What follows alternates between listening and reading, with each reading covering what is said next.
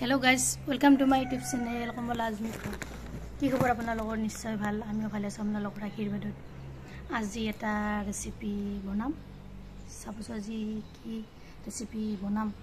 To deri nokori video tor majoloi loi ja. Good morning guys. Hodai ratipo enedore khoskaribo ja 4 bajar loge loge.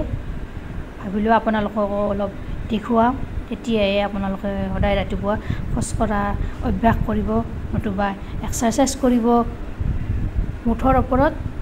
আমাৰ এক্সাৰসাইজটো খুব জৰুৰী আপোনালোকে কৰিব পৰিবেশটো আপোনালোকক দেখুৱাই দিলো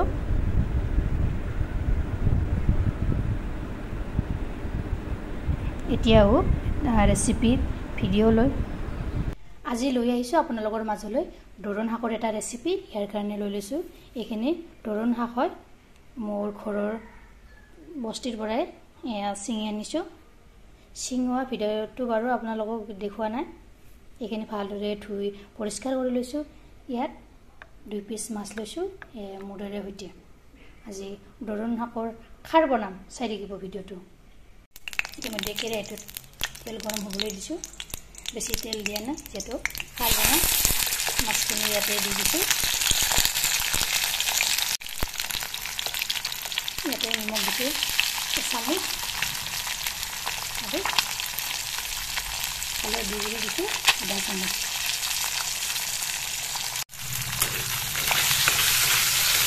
এইখিনি ভালকৈ তল ওপৰ কৰি লৰাই দিলো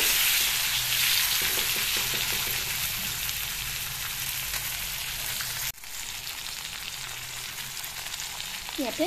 দুটা কেঁচা জলকীয়া একেলগে দি দিছো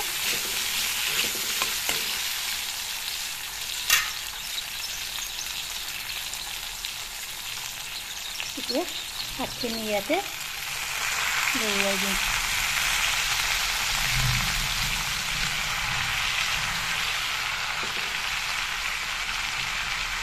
খাৰ আমাৰ প্ৰত্যেকে খাব লাগে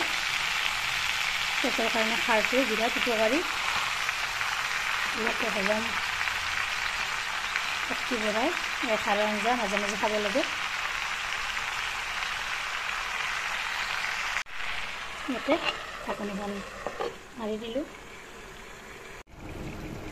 ইয়া ঢাকনিখন গুচাই দিলো দেখিছেনে দৰন শাকখিনি নৰম হৈছে এতিয়া তল ওপৰ কৰি লৰাই দিলো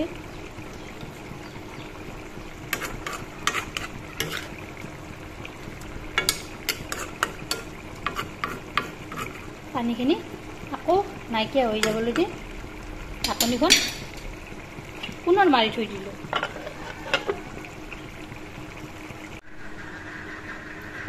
ঢাকনিখন গুচাই দিলো এতিয়া ইয়াত দিলাম মই ভীমকলৰ কলা শাক ঘৰতে বনোৱা এই কলা শাক ঘৰৰে কল আছে কলগছ আছে আপোনালোকক মই ভিডিওবিলাকো দেখুৱাইছো তাৰে সেই কলত খাৰ বনাইছিলো সেই কলা খাৰৰে এই খাৰটো ইয়া ঢাকনিখন গুচাই দিলো দেখিছেনে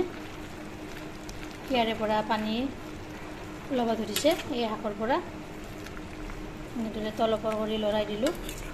এই শাকবিধত বিভিন্ন গুণ আছে ইয়াৰ গুণাগুণৰ বিষয়ে ক'বলৈ গ'লে শেষে নহ'ব তাৰে কেইটামান আপোনালোকৰ মাজত কৈ দিছো বিশেষকৈ হজম শক্তি বৃদ্ধি কৰাত সহায় কৰে আৰু নিয়মিতভাৱে খালে শৰীৰৰ ইমিউনিটি অৰ্থাৎ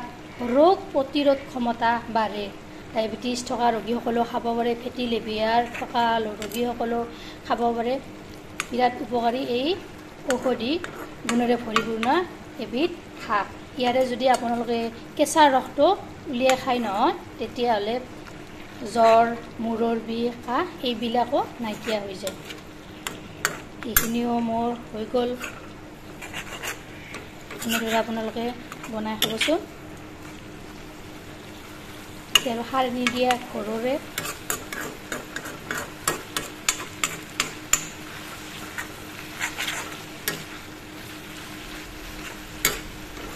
এনেদৰে তল ওপৰ কৰি